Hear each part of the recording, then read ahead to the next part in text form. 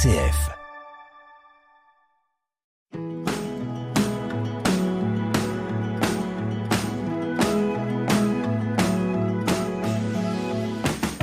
Bienvenue dans l'émission Un entrepreneur engagé sur RCF. Aujourd'hui, nous accueillons Jean-François Saint-Preux, le président de la société Coria Énergie qu'il a créée en 2012. Bonjour Jean-François. Bonjour Denis. Est-ce que vous pouvez nous expliquer quelles sont les activités de la société Coria Énergie, je rappelle qui est basée aussi à Quetigny, donc à côté de Dijon? Oui, je dis bonjour à l'ensemble des auditeurs de RCF. Et Denis, je vous remercie pour cette opportunité que vous me donnez aujourd'hui de pouvoir parler de la société Coria Énergie, justement, qui est une société que j'ai créée en 2012 et qui se spécialise dans la production de plaquettes forestières, qui est une source d'énergie renouvelable qui se substitue aux énergies fossiles.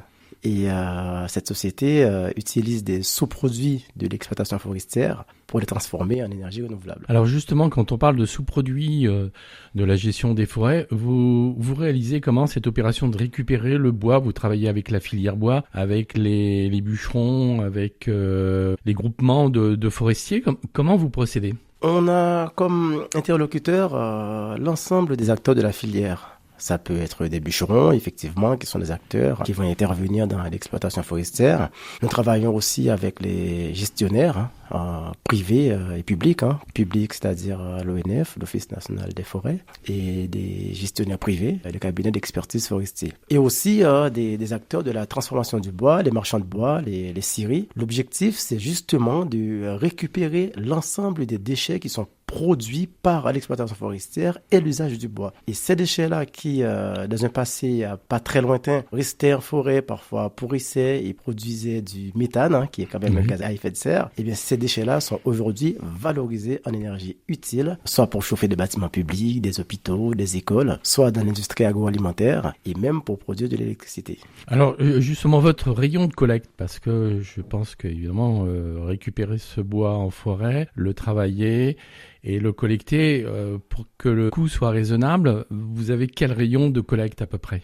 Il faut savoir que même si c'est une énergie renouvelable, parfois, en fait, on va utiliser quand même un peu d'énergie fossile pour aller récupérer le produit brut et le transformer en plaquettes. En plaquettes. Tout à fait. Donc vous le broyez, Voilà, ce produit est broyé, il est déchiqueté avec des machines spécialement dédiées. Et une fois broyé, on le fait sécher pour pouvoir le livrer chez le client. Donc le but, c'est de se rapprocher le plus possible de la source d'approvisionnement et aussi du client, de manière à ce que l'impact du transport soit le plus faible possible. Donc vous adaptez le lieu de collecte en fonction de vos clients. Donc si vous avez un nouveau client, on va dire, je sais pas, une 50aine de kilomètres de Dijon, vous allez essayer de retrouver la source d'approvisionnement en matières premières la plus proche de ce nouveau client, c'est ça? Tout à fait.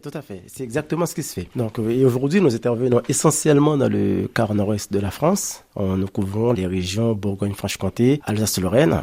Et aujourd'hui, on exploite un peu aussi la région Hauts-de-France et bientôt l'Île-de-France. On en a parlé un petit peu là, vous avez donné quelques indications. Vos clients, si on peut reprendre un petit peu cette thématique, vous vous adressez à qui? Particuliers, aux entreprises? Au niveau de Coria Énergie, en fait, on a opté dès le départ pour du vrac. C'est-à-dire, on fait des gros volumes. Donc, c'est un commerce qui se fait en ce qu'on appelle en B2B. C'est uniquement les entreprises et puis les institutions. Donc, nos clients, ce sont essentiellement les gestionnaires de réseaux de chaleur. Donc, on peut pas les citer. On peut citer des grands opérateurs, Engie, Dalkia, les grands opérateurs qui vont gérer pour le compte de l'État en délégation de services publics des réseaux de chaleur. Nous travaillons aussi directement avec certaines collectivités. Nous répondons à des appels d'offres pour des collectivités qui gèrent elles-mêmes en régie leur chaufferie biomasse. Et aussi, on a des clients industriels, essentiellement les grosses coopératives agricoles, qui vont utiliser aussi des chaudières biomasse pour la déshydratation de luzerne, de pulpe de betterave, destinée à l'alimentation du bétail. Vous avez Dijon comme client ou pas? On a Dijon comme client, justement, mais pas en direct. C'est via le délégataire des services publics. Donc via la société qui gère le réseau de chaleur de Dijon. Exactement, via la société qui est un de nos grands clients, justement. Bon, s'ils nous écoutent, ils seront rassurés. Tout à fait. Dans votre entreprise, donc Coria Énergie, il y a combien de salariés à peu près? Aujourd'hui, Korea Energy, c'est 18 salariés qui sont répartis sur 2 sociétés sœurs. En fait, la société de production de carburant plaquettes forestières qui fait la distribution directement auprès des clients. Et parallèlement, on a une société sœur qui s'appelle Sylvia qui se spécialise dans l'exploitation forestière, mais de façon durable, avec du matériel équipé avec des huiles bio. Et puis, nous travaillons aussi essentiellement avec des gestionnaires qui sont résolument tournés vers la gestion durable des forêts. Donc, c'est la société qui va chercher la matière première dans la forêt, qui va mettre à disposition de Korea, et Korea va produire de la plaquette. Donc, sur les 2 sociétés, chez Korea, on est 10 salariés aujourd'hui, et sur l'autre société, on est bientôt 8. Donc, D'accord. ça fait 18 emplois directs sur Korea et Sylvia. Donc des gens qui récupèrent le bois en forêt, enfin qui achètent le bois en forêt, le travaillent, le broient pour ensuite aller l'apporter directement chez le client. Chez le client, vous voilà. maîtrisez la chaîne. Tout à fait. Alors je lisais un petit peu sur votre site internet que vous collectiez à peu près 140 000 tonnes de bois par an. C'est à peu près ça? Jusqu'à l'année dernière, on a livré environ 150 000 tonnes de plaquettes forestières par an. Et l'objectif de cette année, c'est d'atteindre les 200 000 tonnes et de continuer cette croissance dans les 5 à 10 prochaines années, donc de livrer de plus en plus. Si on transformait ça, 150 000 tonnes, en équivalent mois chauffage, finalement, on alimenterait combien de foyers grâce à vous? Il faut savoir que l'impact environnemental de l'utilisation de la plaquette forestière est vraiment significatif. On va prendre l'exemple concret de ce qu'on a livré l'année dernière. Les 150 000 tonnes de plaquettes forestières que nous avons livrées, c'est l'équivalent, par exemple, de 61 000 voitures enlevées de la circulation. 61 000 voitures enlevées de la circulation en termes d'émissions de CO2. De CO2. C'est 13 000 allers-retours Paris-New York par an pour un passager. C'est 76 000 foyers françaises alimentés en énergie propre pendant 1 an. Et figurez-vous, il aurait fallu, en termes de reboisement, planter 15 millions d'arbres pour pouvoir absorber cette quantité de gaz carbonique que nous avons enlevé de l'atmosphère pendant 1 an. Et c'est ça qu'on répète chaque année. Bon. C'est très, très intéressant un petit peu ces chiffres. Je vous propose quand même, Jean-François, qu'on fasse une petite pause avant de reprendre notre échange. D'accord.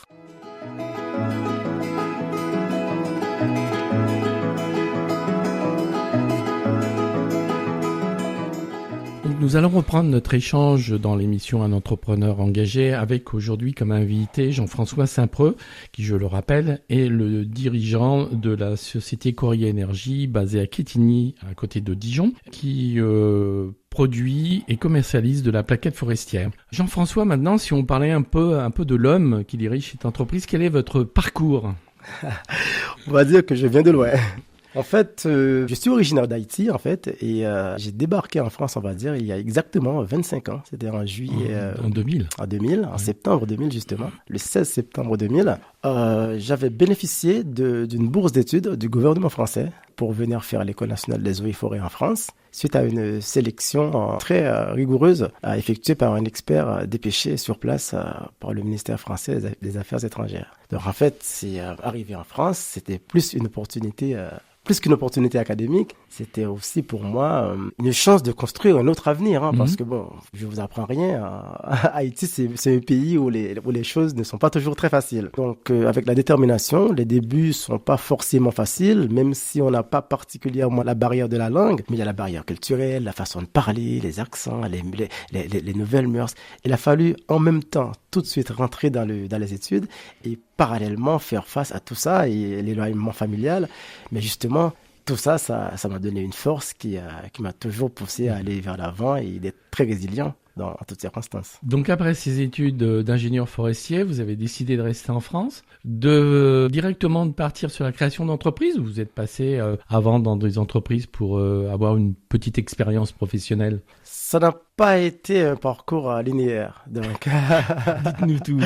Déjà, au cours des études, j'ai eu l'opportunité de partir dans des pays africains comme le Cameroun. Je suis parti en Guyane. Je suis rester aussi en France, en Bourgogne-Franche-Comté. Et en 2e année d'études, en fait, je me suis retrouvé à Montpellier où j'ai rencontré mon ex-femme. On s'est mariés. L'amour est passé par là. Et tout de suite après mes études, j'ai travaillé dans la campagne française, dans le 12, dans l'Aveyron, dans un tout petit village qui s'appelle Entrailles-sur-Truyère, où j'ai été enseignant dans le domaine forestier, justement. Je formais des jeunes à la gestion forestière. Puis, je suis retourné à Montpellier vivre avec mon ex-femme pour créer une société d'import-export. Et en 2008, j'ai décidé de retourner travailler dans le domaine des eaux et forêts. Je me suis fait embaucher à Dijon dans une entreprise justement qui faisait un peu l'activité que je fais aujourd'hui, mais à plus grande échelle. Parce qu'ils étaient en même temps fournisseurs et exploitants de ces centrales biomasse. Et d'où l'idée, je me suis retrouvé les deux pieds dedans dans la biomasse énergie et que je me suis pris de passion pour ce métier-là et j'ai continué dedans. Quel était le déclic pour créer l'entreprise ? Il faut dire que malheureusement, l'entreprise pour laquelle j'ai travaillé avait déposé le bilan. Je me suis retrouvé licencié économique. D'accord, oui. Et en même temps, j'étais bien au fait de certaines informations parce qu'il y avait des grandes centrales biomasse qui allaient se développer parce que suite aux appels d'offres des projets de la Commission de régulation de l'énergie, et j'avais pressenti que en fait la filière d'approvisionnement n'était pas structurée. Donc je me suis dit c'est l'occasion de se lancer dans quelque chose de nouveau et de fournir un service qui sera demandé dans les années à venir sur le marché. Alors comme on arrive au bout de notre entretien, moi j'aurais une question assez rapide. Vous vous voyez comment comme chef d'entreprise vis-à-vis de vos propres salariés ? Je ne veux pas... C'est difficile de parler de soi. Ah oui, c'est un exercice.